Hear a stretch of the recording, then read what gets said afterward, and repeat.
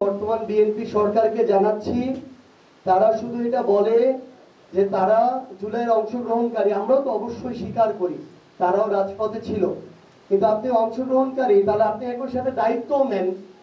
দায়িত্ব নেওয়ার সময় যদি আপনি ওটা ধারণ না করেন, তাহলে তো আমরা মনে করবো আপনার কথার সাথে কাজের কোনো মিল নাই।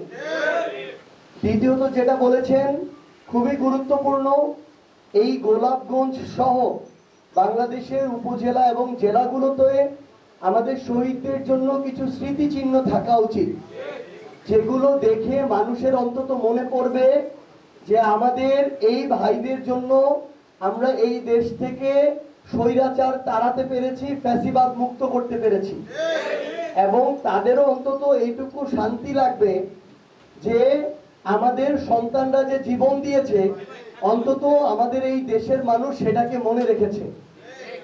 এবং তৃতীয়ত আরেকটা বিষয় হচ্ছে, সরকারের পক্ষ থেকে যা অন্তর্বর্তীকালীন সরকার উদ্যোগ নিয়েছিল, নতুন করে বিএনপি সরকারের পক্ষ থেকে আমরা নতুন কোনো উদ্যোগ কিন্তু দেখতে পাইনি শহীদ পরিবার এবং আহত যোদ্ধাদের জন্য। আগে জানিয়েছিল তাই। আমরা বিএনপির কাজ অনুযায়ী দেখবো যে তারা আসলে কতটা শহীদ পরিবারকে ধারণ করে, জুলাই যোদ্ধাদেরকে ওন করে, জুলাইকে ওন করে। এটা তাদের কাজের মধ্য দিয়ে প্রকাশ পাবে। আমরা আহ্বান করব তারা যেন তাদের কথা এবং কাজের মধ্য দিয়ে আমাদের এই পরিবারদের সাথে থাকে। এবং আমাদের একজন বাবা, তিনি একটা কথা বলেছেন যে পুরো দেশ দিয়ে দিলেও কিন্তু একজন সন্তানকে ফিরিয়ে দেওয়া সম্ভব না। তাহলে এটা তো আমাদের সবার, আমরা তো সবাই ছিলাম।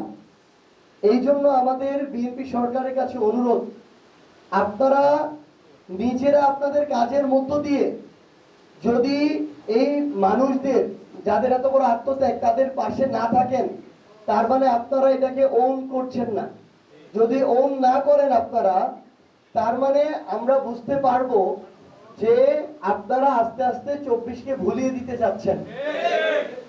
এটা যদি আপনারা করেন, আপনারাই সবচেয়ে বড় ক্ষতিগ্রস্ত হবেন।